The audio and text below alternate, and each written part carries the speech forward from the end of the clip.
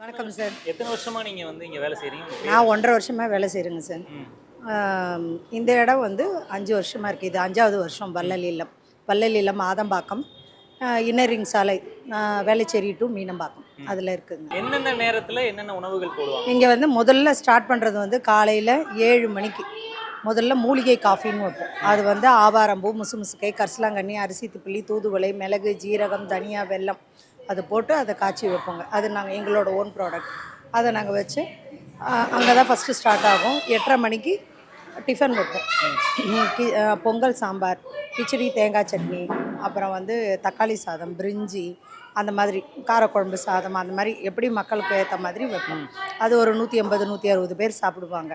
அதுக்கப்புறம் 10 மணிக்கு அவல் வைப்போம், போகான்னு சொல்லி அது வைப்போம். அது ஒரு 50 60 பேர் சாப்பிட்லாம். தொன்னையில் கொடுப்போம்.